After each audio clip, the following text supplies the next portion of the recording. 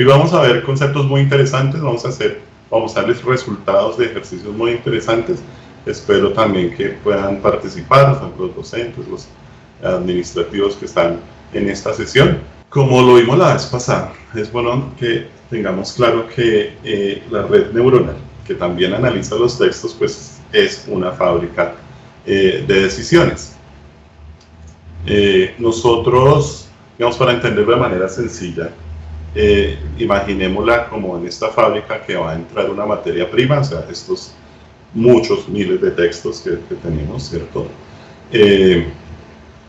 También hay, pues, en esta entrada va a ingresar pues a la red, puede ser una frase, una pregunta, documentos completos, esa es toda la materia prima. En el centro pues la red neuronal que está representada por estos nodos conectados pues, entre sí, digamos, es una simplificación, van a colaborar entre cada uno en diferentes aspectos. Y esto tiene un proceso que lo podemos simplificar de esta manera. Se va a analizar estos textos, posteriormente se van a detectar patrones, ¿cierto? Y esto significa que pues, estos patrones los compara con los que ha aprendido o los que ha tenido anteriormente. Es importante también, claro, que en el análisis se identifican palabras claves, estructuras, significados, ¿sí? También se aprende, se ajusta estas conexiones internas cuando se encuentra algo nuevo y útil, y toma decisiones, obviamente, y finalmente va a generar una respuesta, que es cuando le pedimos que nos genere un documento, que clasifica, que traduzca, que resuma cualquier otra tarea. Pero esta respuesta, aquí pues lo vemos también, nos la da a nosotros los seres humanos a través del procesamiento del lenguaje natural, que es la forma como esta máquina se comunica con nosotros, y es como hemos visto que cuando le escribimos, si ustedes son habituales consumidores y usan estas herramientas, ya incluso ahora lo reconoce uno por el nombre. Entonces uno antes pues, no lo decía y le dice, hola Miguel, ¿cómo estás? Y al final me alegra Miguel esta respuesta, no sé si a ustedes les ha pasado eso. Fue como una forma de acercar todos estos patrones y estas decisiones y todo esto que ocurrió internamente en la red neuronal. Para iniciar la comprensión de cómo procesa el lenguaje, o sea, el modelo grande de lenguaje como ChatGPT o como cualquier otro, pues el token es la unidad básica del procesamiento del lenguaje. Y un token pues se puede representar como una palabra completa, ¿cierto? En algunos casos también puede ser la parte de una palabra, en idiomas donde las palabras pueden ser muy largas o compuestas, digamos, el alemán tiene unas palabras que son larguísimas, pero son realmente palabras divididas, que se puede dividir en varias palabras, ¿cierto? Puede ser incluso un símbolo individual, como la puntuación, o como los emojis también, eso es un token, un espacio en blanco es un token. Entonces los modelos como ChatGPT no procesan, aunque ingresan como en forma original, allá en la red neuronal lo que empiezas a dividir en tokens utilizando, pues la herramienta se llama tokenizador, y él convierte en textos en secuencias de tokens. Eso lo vamos a ver ahora más adelante, y son matemáticas para que el modelo lo pueda procesar más adelante. Esto pues tiene su importancia porque eso tiene unos costos computacionales. Los modelos tienen un límite de tokens que han ido aumentando. Ustedes pues han visto cuando han liberado los modelos, que en esa, lo que llaman la ventana de contexto, donde le preguntamos, donde le ponemos imágenes, donde le subimos una tabla, un documento, esa es la ventana de contexto. Entonces eso tiene unos costos. Entonces, por ejemplo, si un modelo, digamos, tuviera un límite de 4.996 tokens, significa que él puede procesar unas 3.000 palabras antes de alcanzar el límite. Hoy ya estamos hablando de cientos de miles, pero es para que tener en cuenta. También hay una cuestión de eficiencia.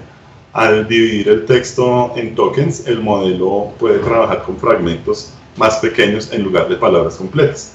Y eso mejora la flexibilidad y permite comprender las palabras desconocidas y compuestas. También una sugerencia cuando ustedes le preguntan a un modelo cuando van a subir un documento a un modelo de estos de lenguaje, lo ideal es que lo seccionen en partes. No sé si ustedes han hecho la prueba de hazme un resumen de este documento. Él va a tener muchos problemas por el cómputo elevado que necesita, pero funciona mejor si uno fracciona el documento y lo va subiendo en secuencias y da más efectivas las respuestas. Bueno, eso también está asociado a los costos de los servicios que las APIs, bueno, cómo se conectan, lo hacen es por tokens y no por palabras, y uno puede incluso estimar los costos de cuánto vale procesar un documento y ese tipo de cosas. Entonces, resumiendo, el token es la unidad de texto que el modelo utiliza para procesar pues, el lenguaje. Cuando más largo sea el texto, pues más tokens consume, lo que impacta también en la cantidad de información que el modelo puede analizar o generar en una sola respuesta. Para hacer este ejemplo, yo no sé si ustedes conocen esta frase, no sé si alzan la manito, la identifican. Esta frase es el párrafo inicial de la novela 100 años de soledad de Gabriel García Márquez, ¿cierto? Voy a leerla solo como para tener el contexto. Es muchos años después, frente al pelotón de fusilamiento, el coronel Aureliano Buendía había de recordar aquella tarde remota en que su padre lo llevó a conocer el hielo. Macondo era entonces una aldea de 20 casas de barro y caña brava construidas a la orilla de un río de aguas diáfanas que se precipitaban por un lecho de piedras pulidas, blancas y enormes como en huevos prehistóricos.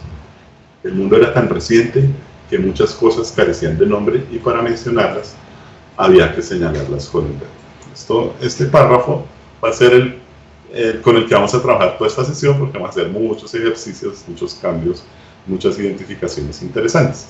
Entonces, teniendo en cuenta eso, podemos ver que cuando ya ingresa esto, todo esto estamos haciendo una simulación, ¿cierto? Entonces, ¿cómo se tokeniza este texto que acabo de leer?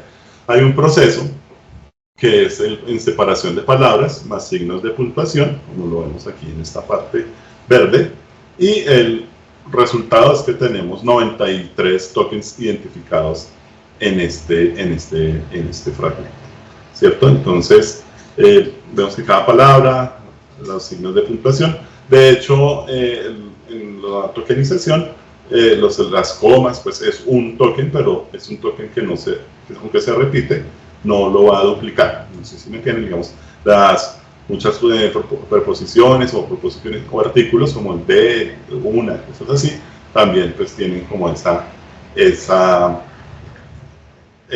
capacidad que solo es un solo token. Digamos como ejemplo, digamos también para comprenderlo mejor, se puede tokenizar por palabras o por subpalabras, porque en GPT, por lo general, ¿sí?, no tokeniza palabras completas, sino subpalabras, pero no es una división, digamos, que nosotros conocemos en el software por sílabas, ¿cierto?, sino es otra forma que lo tiene para comprenderlo, ¿cierto? Entonces, digamos, en el texto original tenemos la palabra prehistóricos. Una tokenización simple podría ser una palabra, ¿cierto?, un token, prehistóricos, pero GPT puede dividirla en pre, its y hóricos, ¿cierto? Son 3 tokens. Y esto es lo que les decía al principio, hace que el modelo pues tenga mayor complejidad y mayor capacidad pues, de análisis. Lo que es claro es que él no entiende que prehistóricos pues, se refiere a una situación en el tiempo, antes de la historia, sino la tiene ya como esta división sin comprender pues, su relación, hasta que la verifique o la relacione con otra palabra. Eso es importante conocer. En otro ejemplo, vemos también los espacios y la puntuación. Son tokens. Vimos que hablábamos del hielo. El hielo tiene ¿cierto? La coma y hielo. Entonces, y un punto final. Fíjense que aquí está, son tokens diferentes. Entonces, él lee el texto tal como está escrito, todos los detalles del formato. Y un tercer ejemplo, lo que les comentaba, también que se optimizan para que las palabras comunes pues consuman menos recursos o menos tokens. Entonces D siempre va a ser un único token porque es muy frecuente, ¿cierto? Entonces lo mismo sucede, digamos, ya diferente a Macondo, perdón, porque esta no es una palabra frecuente en el vocabulario del modelo. Macondo, de hecho, pues es una palabra solo exclusiva o inicialmente pues de los textos de García Márquez. Hay canciones, hay referencias, hay pues muchas situaciones donde se presenta pues esta palabra, pero para el modelo pueden ser dos tokens, ma y con, ¿cierto? Así sucesivamente las palabras pues que sean más raras o inventadas van a consumir más tokens y eso pues tiene un costo computacional. De la misma forma, el modelo empieza a agrupar los tokens por tipo gramatical, porque pues, en alguna parte del entrenamiento del modelo se le enseñaron las normas de gramática, de ortografía, de estructura del lenguaje español. Entonces, él de cierta forma va a hacer esto que vemos en pantalla, esto que vemos, esta tabla, es toda la frase que leí, y pues lo divide pues, en los sustantivos, los verbos, los adjetivos, y digamos que en otros ponen los artículos, las preposiciones, conjunciones y eso.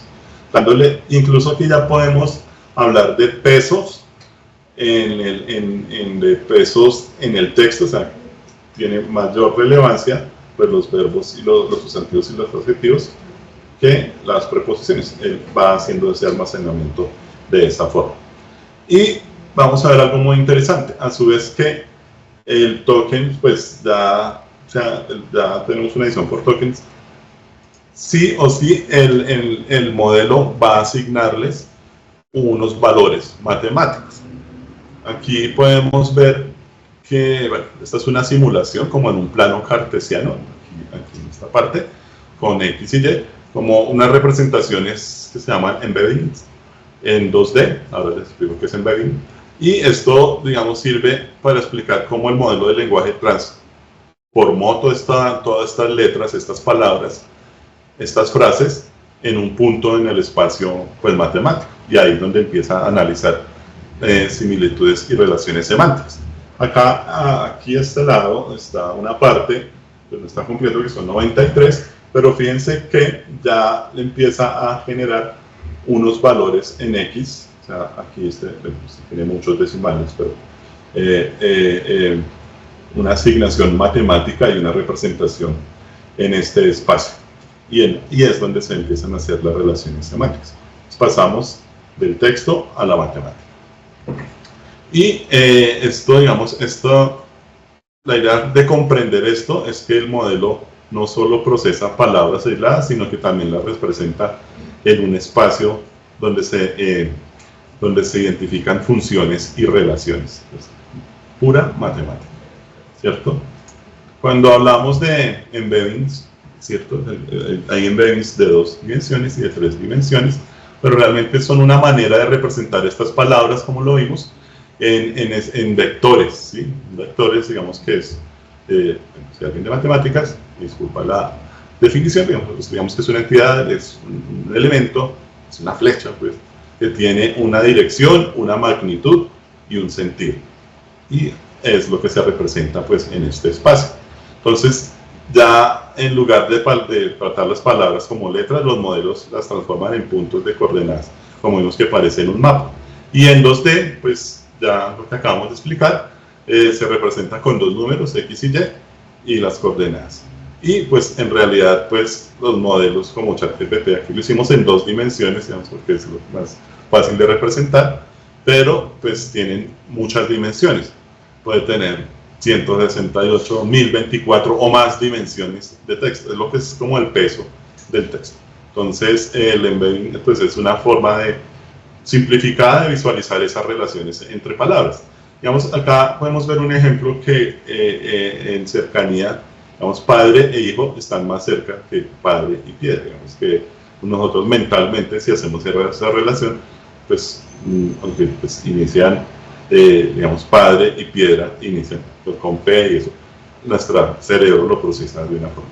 Digamos que esta agrupación como semánticas que también la utiliza en ChatGPT pues para identificar, ¿cierto? Entonces, es una forma, digamos que, de visualizar y, entre comillas, visualizar cómo piensa el modelo de lenguaje. La herramienta, pues, también permite hacer estudios de lenguaje, análisis literario, comprensión lectora, pues, con ese fin. Y, pues, durante el modelo de entrenamiento, aprende a ubicar como el token de cada palabra. Entonces, él asocia las palabras con sus significados de acuerdo a la cercanía en ese espacio que estamos viendo, ¿cierto? Entonces, vemos también que hay en 2 dimensiones, y en 3 dimensiones es lo mismo, pero digamos que la visualización y las relaciones semánticas son mucho más ricas, más poderosas que en 2D. Ya, los pesos, los sentidos, tal vez, si lo vemos hoy en día, ven que todos los modelos ahora dicen que son modelos de razonamiento, y si ustedes usan, cuando hacen una consulta, dice que está pensando, consultando, le muestra a uno los pasos. Es básicamente cómo el modelo empieza a hacer uso en su red neuronal, y esa exploración profunda, pues, de los conceptos y de las necesidades que uno tiene. Entonces, eso es lo que permite.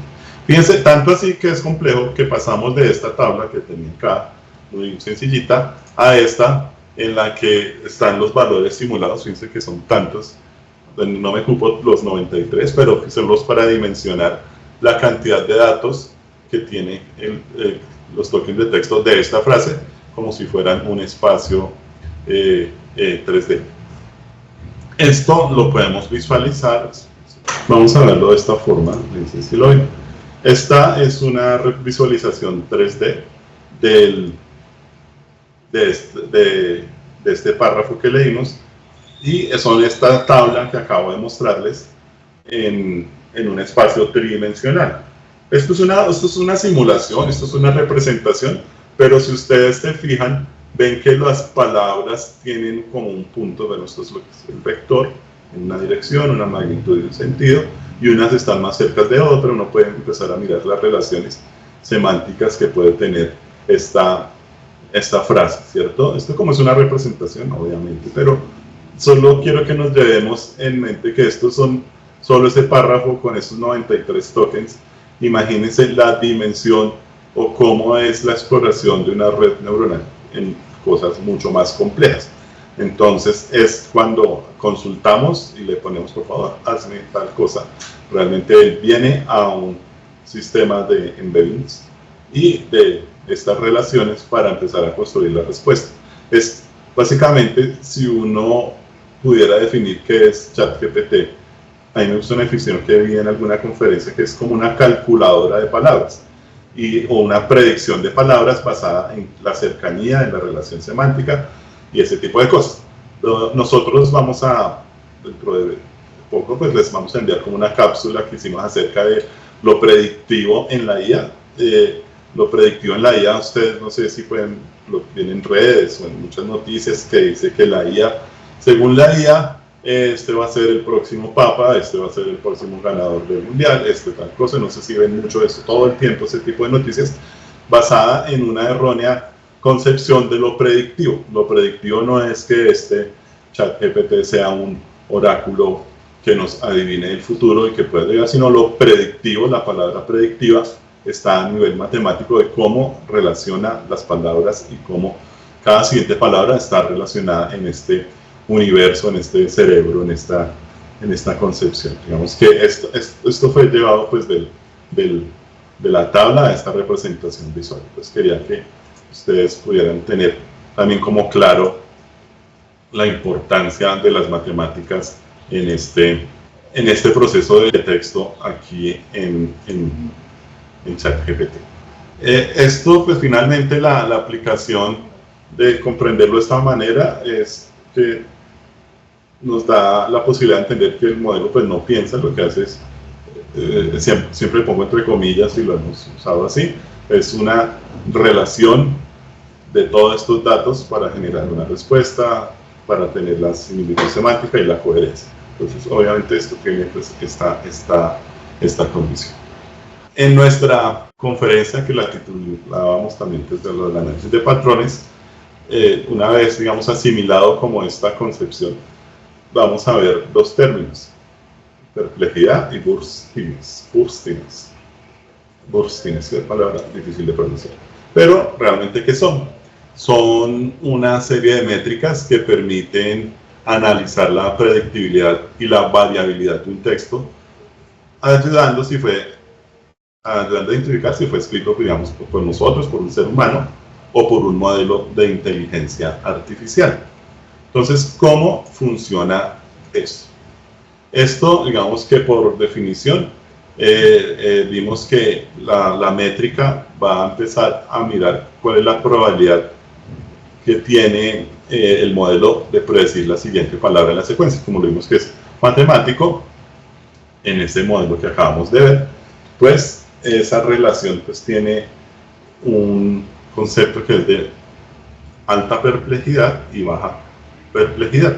Todos los textos, y esto que se refiere con la palabra perplejidad, eso viene de perplejo, de hecho en inglés perplejidad es perplexity, y hay una IA, hay un sistema que se llama Perplexity, digamos, que toma este concepto, pero es básicamente definirlo, lo que define que los humanos tenemos más alta perplejidad porque nosotros somos menos predecibles, somos de una estructura mental mucho más variada y de una estructura menos rígida.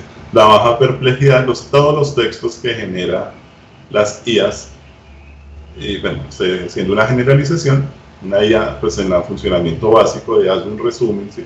es bajamente perplejo porque es muy predecible, podemos ver los patrones que tiene, entonces uno incluso no necesitaría una herramienta necesitamos una herramienta que detecte IA. La mejor herramienta es el cerebro humano porque puede fácilmente identificarla, ¿cierto? Entonces, basado en este complejo de perplejidad, pues podemos ver que cuando se utilizan grandes volúmenes de datos, tienen un nivel demasiado bajo, digamos que para ser humano, y no lo puede detectar. El burstiness es la variabilidad pues, de la escritura. Nosotros escribimos, digamos, cuando hacemos ese ejercicio de escritura, nosotros tenemos unos ritmos porque nuestro cerebro pues, lo procesa de otra forma, hacemos variaciones entre frases largas y cortas, cambiamos cambios inesperados en la fluidez del contenido. Eso lo tienen los textos pues, de García Márquez. Cuando tenemos un burstiness alto, pues hay una mezcla de frases largas y cortas y la estructura pues, es menos uniforme. Un texto con baja burstiness es plano, monótono y tiene pues, una longitud similar. Sin embargo, esto un texto no se identifica porque tenga alta o baja, y lo vamos a ver más adelante, sino es como una combinación de ambos, realmente de la perplejidad y de la variabilidad de la escritura, ¿cierto? Bueno, acá hay un ejemplo, digamos, que uno puede definir como ese tipo de palabras en las que hay muchos cambios, y pues, digamos, casi literal. Es que el viento soplaba con furia, de repente todo quedó en silencio. El bosque parecía contener la respiración. Y esto que nos permite, estos dos conceptos, digamos, cómo los refleja uno en los sistemas de detección de plagio, porque pues tienen esa aplicación o esa fácil identificación de ambos, digamos. Eso es lo que hace Turnitin, lo que hace Compilatio, lo que hace cualquier plataforma de estas, mide pues esas dos palabras, esos dos conceptos, la perplejidad y el burstiness. Entonces, esas métricas diferencian qué es lo que es escrito por humanos, que tienen mucha más variabilidad, y los textos que son más uniformes. Bien, entonces, cuando ustedes revisan un trabajo, ustedes, de hecho, por eso dicen que uno no necesita una herramienta para analizar esto, sino su propio cerebro les permite entender el concepto, ¿cierto? O entender que hay algo en el texto que no es hecho por un estudiante. Entonces, nuestra red neuronal, nuestro cerebro empieza a identificar también esos patrones. Obviamente, las herramientas de detección facilitan, digamos, el trabajo, el volumen de datos, tener que leer todo un volumen de trabajo, pues implica tiempo para eso. Sin embargo, como vamos a ver, esto tampoco asegura, identificar como estos dos conceptos no asegura que un trabajo pues sea de un estudiante o hecho por una IA. Aquí vamos a hacer un ejercicio un tanto ofensivo, grosero, diría yo, que es como solicitar, digamos, aquí se le solicitó al ChatGPT a partir de este párrafo inicial que generara en el prompt, genere un texto de baja perplejidad. Entonces lo voy a leer textualmente. Entonces el coronel Aureliano Buendía recordaba la tarde que su padre lo llevaba de hielo. En aquellos tiempos Macondo era una pequeña aldea de casas con algunas casas de barro junto a un río de aguas claras. El texto original es aguas diáfanas, ¿cierto? La gente apenas comenzaba a nombrar las cosas y para enseñarlo a desconocer usaban los dedos. Fíjense que aquí se pierde toda esa riqueza literaria porque le dijimos que lo procesara como de manera con baja perplejidad, y eso pues vemos que las frases son simples, son directas, la estructura es lógica y hasta incluso fácil de anticipar, aunque pues aquí estamos sesgándonos porque nosotros ya conocemos la obra y sabemos de qué se trata, ¿cierto? Y digamos que ya no hay las metáforas y las descripciones detalladas. Pues esto es el ejemplo de cómo sería, García Márquez con baja perplejidad, ¿cierto? Si le pedimos a la IA que lo, digamos, un nivel medio de perplejidad, entonces ya, pues, aunque hay una esencia original, ya le da otras variaciones y lo hace un poco menos monótono. Pues años después, cuando el coronel Aureliano Buendía enfrentaba su destino, recordó la tarde en que su padre lo llevó a conocer el hielo. En aquellos tiempos Macondo era solo una aldea de pocas cosas de barro y caña brava. Al lado de un río de aguas cristalinas corrían piedras blancas y lisas. El mundo todavía era nuevo y muchas cosas aún no tenían nombre, por lo que las personas debían señalarlas para referirse a ellas, ¿cierto? Entonces aquí ya empieza, digamos, a ser un poco más literario, la descripción pues va aumentando mucho más. ¿Qué sucede si yo le digo que sea de alta perplejidad, ¿cierto? Entonces, la creatividad, lo que llama el nivel de creatividad que tienen estas IAs, obviamente ya empieza a volverse mucho más abstracto, las descripciones y las metáforas, la complejidad y la estructura de las frases, y hay elementos inesperados. Voy a leerlos, ustedes lo pueden ver en pantalla, pero muchos soles después, en el umbral de su juicio final, el coronel Aureliano Buendía evocó un tiempo distante en que la existencia aún era un esbozo incierto. Su padre, con aire casi mítico, lo llevó a presenciar el milagro, el hielo, un cristal que ardía al tacto y atrapaba reflejos de universos lejanos. Macondo no era más que un sueño de barro y caña brava, un espejismo frágil a la orilla de un río, donde las líquidas memorias de un origen olvidado resbalaban sobre las rocas blancas como fragmentos de lunas extintas. Todo era tan incipiente que los nombres aún no habían sido reclamados y las cosas vagaban mudas en un espacio sin lenguaje. Fíjense la diferencia, digamos, para asimilar este concepto de perplejidad. Estos son los textos, bueno, son textos que le dijimos que los procesara el ChatGPT y nos diera esta respuesta. Y uno puede así en un prompt ponerse a especular y que le haga cambios, que le genere diferentes, hay herramientas solo para hacer escritura de texto, y si alcanzamos les puedo mostrar una al final que nos ayuda con este tipo de cosas, ¿cierto? Entonces digamos que si uno compara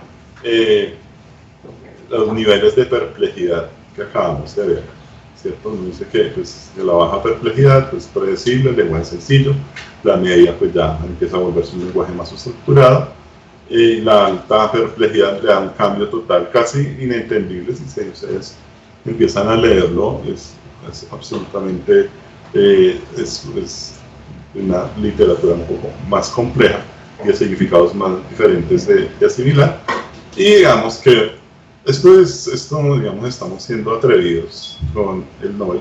Digamos que el estilo de García, el estilo literario de García Márquez tiene un nivel medio y alto de perplejidad, si lo vemos de esta forma, ¿cierto? Entonces por eso esa narrativa y esa riqueza que tiene el realismo mágico, pues está enmarcado en eso.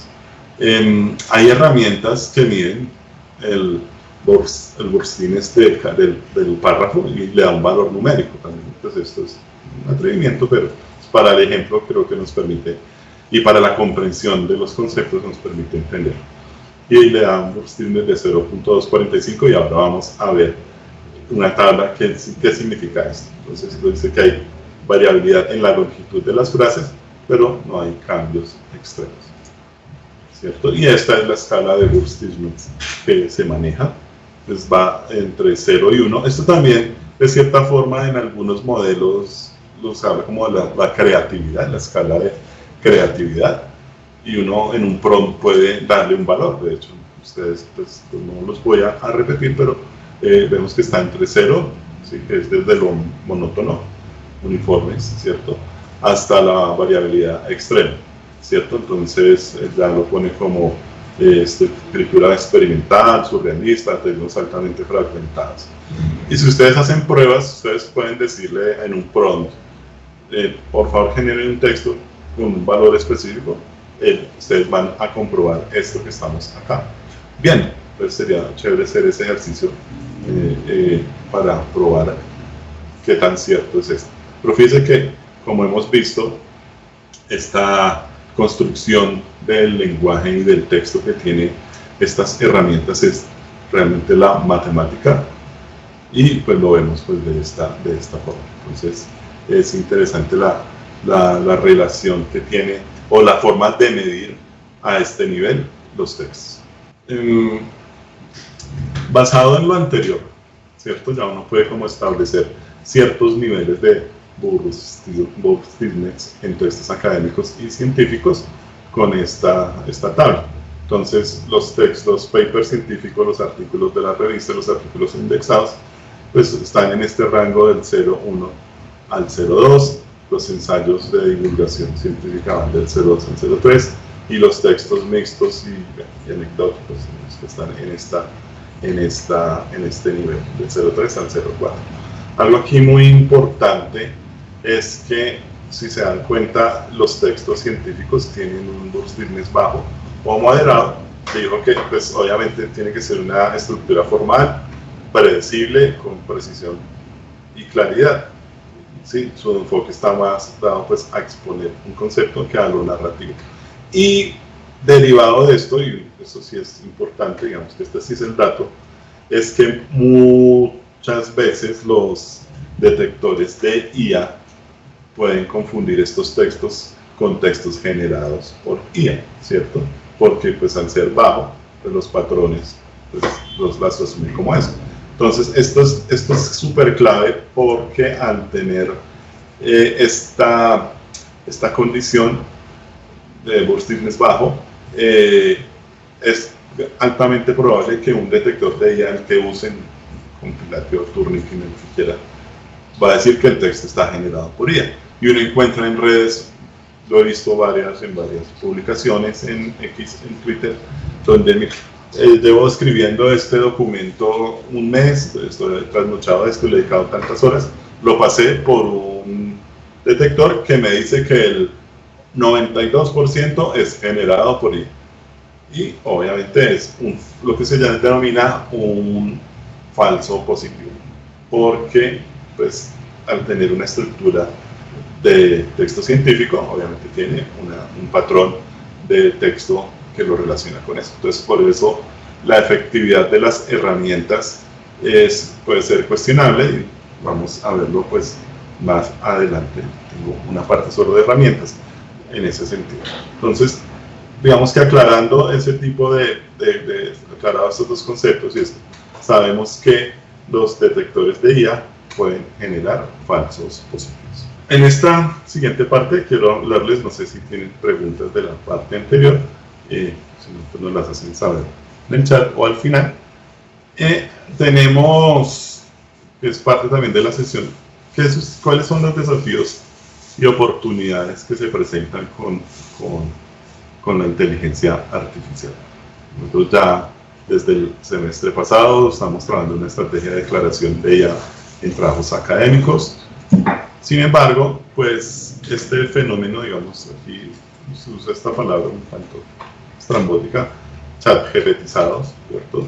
Y es que si hay docentes, aquí nos pueden compartir al final, que hay mucho trabajo generado con IA que no tiene como sin la declaración explícita o sin la declaración que nosotros hemos generado. Entonces, son trabajos que se asumen que son hechos por el estudiante, pero que el docente identifica pues, como trabajo producido por IA. Obviamente, pues esto tiene un impacto a nivel de lo pedagógico, porque compromete pues estos resultados de aprendizaje, las competencias que se quieren obtener, y obviamente impacta en que no se ofrece argumentación ni una reflexión crítica de lo que se hace. Sin embargo, pues creo que estos 3 años que ya llevamos con IA está haciéndonos evolucionar y crear pues una serie de necesidades para adaptarnos a esos métodos pues, de enseñanza. Una forma también que ustedes tienen como docentes o una persona para detectar, digamos, seguimos trabajando sobre lo mismo, es la estructura excesivamente pulida. O sea, los textos son organizados de manera, no hay errores básicamente, no tienen inconsistencias y no hay transiciones, digamos, naturales. Ustedes no sé si han visto que cuando generan en ChatGPT textos, ahora pone muchas viñetas, pone este tipo de elementos después de la coma o del punto y coma, pone en mayúsculas. Bueno, hay muchas señales así que uno puede entender que es el uso de ChatGPT o una herramienta. Y hay construcciones, hay formatos, ahora lo vemos también, como para responder a esta pregunta consideraremos, es un tipo de frecuencias, y hay unos estudios muy interesantes de cómo ciertas palabras, tengo alguna gráfica aquí más adelante, cómo en los últimos 3 años ciertas palabras, se han analizado millones de documentos, empiezan a aparecer mucho más, que es una evidencia del uso de IA. Entonces vemos que los textos, pues digamos, tienen una introducción, tienen un contenido y tienen también como una fase de conclusiones. Entonces, es típico que ustedes encuentren estas aperturas genéricas, o sea, como estas frases delatoras, digamos, de aperturas genéricas. Entonces, uno siempre, docentes nos dirán, a lo largo de la historia, en la actualidad, desde tiempos remotos, ¿cierto?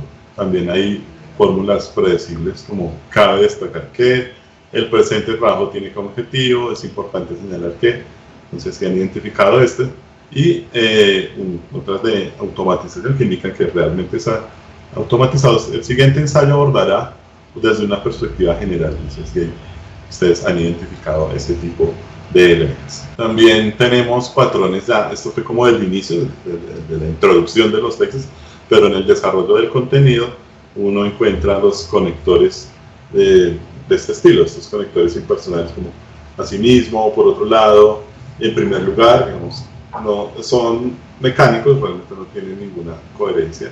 De las referencias genéricas, esto sí lo vemos todo el tiempo, ¿cierto?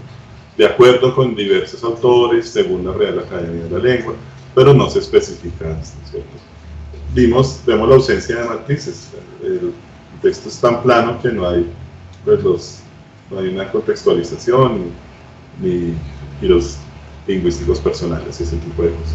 Y se repiten mucho las estructuras como es fundamental que, en este sentido, aparecen regularmente. Entonces, ese tipo de cosas es que puede ver uno en el texto. Y el famoso en conclusión, creo que este es de los típicos elementos que uno ve mucho en los textos. Creo que cada vez que uno lo utiliza siempre le sale en conclusión. Conclusión, para finalizar, en resumen. Es como casi empiezan todos los párrafos finales de los textos generados. Las afirmaciones genéricas, como podemos afirmar que, queda claro que sí, no aportan ningún valor analítico real, ¿cierto? Y hay cierres predecibles también. Es necesario continuar investigando sobre, sí, son cierres muy comunes. De esto, yo compartiré las fuentes de donde tomé esto, artículos muy en inglés, hay artículos muy bien sustentados y han evidenciado el uso de ciertas palabras también, como les decía. Entonces, vamos que ya digamos como en conclusión de esta parte, vemos que encontramos que las huellas digitales de la IA, repetición de conectores, la ausencia de experiencia personal y el estilo neutro. Digamos que esto es como las tres conclusiones en general. Y quería esto, aquí no está la fuente, pero les voy a compartir la presentación y las referencias. Esto es lo que se ha encontrado también, esto es el incremento en porcentaje de cómo ciertas palabras empiezan a surgir y pueden delatar el uso de ellas, meticulosamente, intrincado, encomiable, meticuloso, explorar. Meticulosamente es una palabra, no sé si ustedes la encuentran, en un porcentaje alto, empieza a aparecer en todos los textos. Hay muchos papers que analizan esto y la mayoría están en inglés, pero en español encontré alguno que empiezan a hacer esta revisión de textos. Entonces es interesante que como docentes, bueno, nosotros escribimos, revisar o tener cuidado pues al utilizar estas IAs o el resultado de la IA, leerlo muy bien, verificarlo muy bien antes de enviarlo como final, ¿cierto? Es todo esto que acabamos de ver del uso de la IA, pues creo que nos da estos tres problemas fundamentales. Es que no hay una profundidad crítica, no hay pensamiento, no hay un reflejo del pensamiento crítico en el texto que se ha creado. Puede que la información es fiable, puede que sea ahora es verificable, los modelos pues tienen mayor profundidad y pues ya digamos que empiezan a alucinar menos, alucinaciones empiezan a ser menos frecuentes. Sin embargo, pues no tienen peso las investigaciones o los trabajos, ¿cierto? No hay una identidad del estudiante. De hecho, ustedes pueden comparar y parece que todos los trabajos fueran hechos por la misma persona, ¿cierto? Entonces es donde no hay la identidad. Y pues obviamente esto compromete la evaluación porque es difícil valorar los resultados de aprendizaje, las competencias que tiene pues, cada estudiante. Ya la parte como de herramientas de detección, hay algunas, de hecho esta primera que se llama AI Text Classify, desarrollada por IA, esta ya incluso ellos la aprobaron para verificar los textos que ellos hacían, incluso vieron que no funcionaba y pues de hecho ya no está activa, ¿cierto? Hay esta que se llama iPhrase Finder, que ya esta sigue activa. Esta más que darle un porcentaje, analiza patrones y también te da unos resultados interesantes. Esta es la que detecta las frases y las palabras más usadas, ¿sí? Y lo que es absolutamente verídico es que ninguna herramienta alcanza el 100% de precisión. Y obviamente esto puede comprometer pues a generar, digamos, un falso positivo, un falso proceso pues disciplinario por eso. Entonces digamos que vemos a nivel general pues el desafío que tienen estas herramientas. Creemos pues ya esto es un debate que ojalá podamos ampliarlo en la última sesión de IA Responsable, donde vamos a mirar ya cómo ha operado nuestra declaración que ha pasado este semestre, contarles para mirar qué tipo de actividades evaluativas, qué tipo de nuevos recursos podemos utilizar pues, para ir disminuyendo como esta dependencia que está generando pues, el uso de la IA. Y pues aquí se ponen algunas propuestas de alternativas para evaluaciones. Entonces, promover mucho más el debate y la discusión en clase, analizar casos contextualizados, hacer portafolios reflexivos, sobre todo también la evaluación entre pares, trabajo entre pares nosotros vamos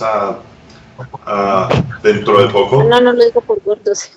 Tenemos un micrófono abierto. Vale. Nosotros quiero contarles también, aprovecho para contarles que estamos dentro del programa de 1000 días con IA.